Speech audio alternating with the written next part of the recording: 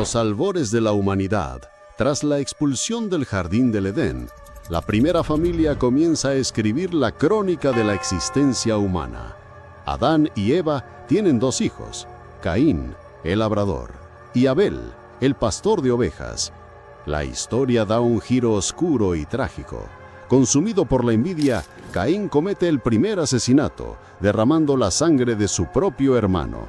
Como castigo, Dios lo condena a una vida de exilio. En Génesis, capítulo 4, leemos la sentencia divina: errante y extranjero serás en la tierra. Caín, marcado y desterrado, se aleja de la presencia de Dios y se asienta en una tierra lejana llamada Nod, que significa errante. Y es aquí, justo en este momento de la narrativa, donde nos encontramos con uno de los enigmas más persistentes y debatidos de toda la Biblia. Un versículo que ha desconcertado a lectores, escépticos y creyentes durante milenios. Génesis, capítulo 4, versículo 17, dice lo siguiente: y conoció Caín a su mujer, la cual concibió y dio a luz a Enoc, y edificó una ciudad, y llamó el nombre de la ciudad del nombre de su hijo, Enoc. Hagamos una pausa y analicemos la magnitud de esta afirmación. Caín, el exiliado, encuentra una mujer. No solo eso, sino que tiene descendencia y funda una ciudad, lo que implica la existencia de una población, de una sociedad. La pregunta que surge de inmediato es tan lógica como inevitable. Si los únicos habitantes de la tierra en ese momento eran Adán, Eva y su hijo Caín, ¿de dónde salió esta mujer? ¿Quién era la esposa de Caín? Hoy, en Ecos Sagrados, vamos a abordar este misterio de frente.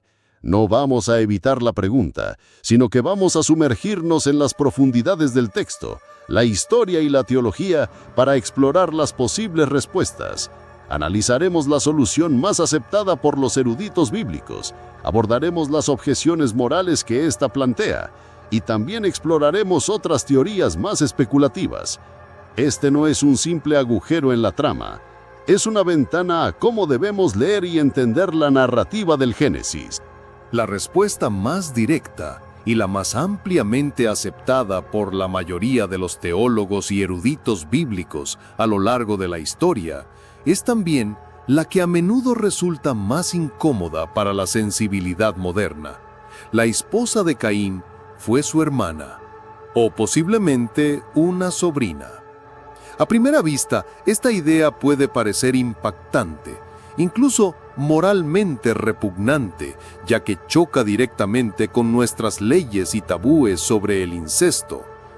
Pero para evaluar esta teoría de manera justa, debemos despojarnos de nuestros prejuicios del siglo XXI y situarnos en el contexto único y extraordinario de la primera generación de seres humanos. Si estás listo para explorar cómo la genética, la ley y la teología se entrelazan para resolver este antiguo enigma, es el momento perfecto para suscribirte a Ecos Sagrados y unirte a nuestra búsqueda de la verdad.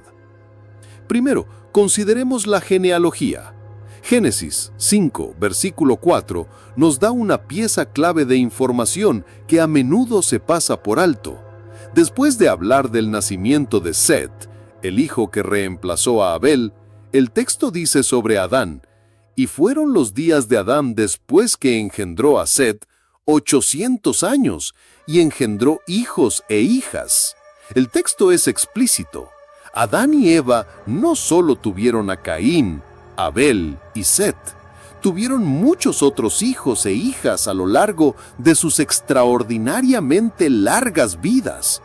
La Biblia no los nombra porque su enfoque no es crear un censo exhaustivo, sino trazar la línea genealógica principal que eventualmente conducirá a Noé, Abraham y finalmente a Jesús.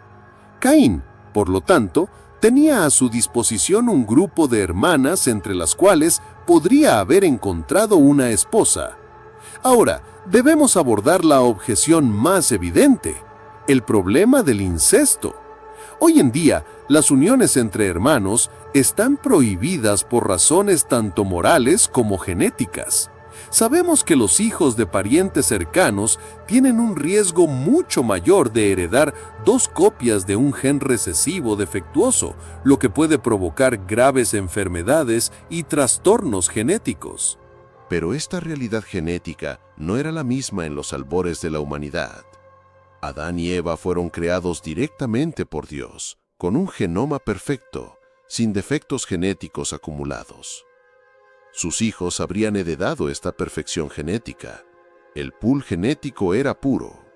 Por lo tanto, en las primeras generaciones, los riesgos biológicos de las uniones entre parientes cercanos habrían sido prácticamente inexistentes. La acumulación de mutaciones y defectos genéticos es un proceso que ocurre gradualmente a lo largo de muchas generaciones. La prohibición legal y moral contra el incesto tampoco existía en ese momento. La ley que prohíbe explícitamente las uniones entre parientes cercanos fue entregada por Dios a Moisés mucho tiempo después, en el libro de Levítico, capítulo 18. Esta ley se estableció cuando la población humana ya se había expandido enormemente y la diversidad genética hacía que tales uniones fueran biológicamente peligrosas y socialmente innecesarias. Antes de esa ley, en la necesidad primordial de cumplir el mandato de Dios de fructificad y multiplicaos, llenad la tierra, las uniones entre hermanos y hermanas no solo eran posibles, sino que eran una necesidad matemática para la supervivencia y expansión de la raza humana a partir de una sola pareja original.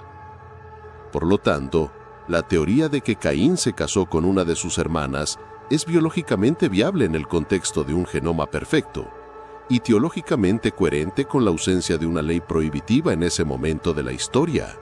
Esta teoría sugiere que cuando Dios creó a Adán y Eva, ya existían otras tribus o razas de seres humanos en la tierra.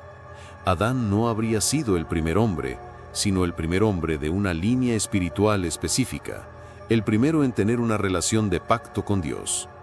Según esta visión, Caín, al ser desterrado a la tierra de Nod, simplemente se encontró con una de estas otras tribus y tomó una esposa de entre ellas. Esta idea parece resolver el problema de manera muy limpia y también explicaría el temor de Caín en Génesis 4:14, cuando dice: «Cualquiera que me hallare, me matará». ¿A quién temía Caín si no había nadie más? Temía, según esta teoría, a estos otros pueblos.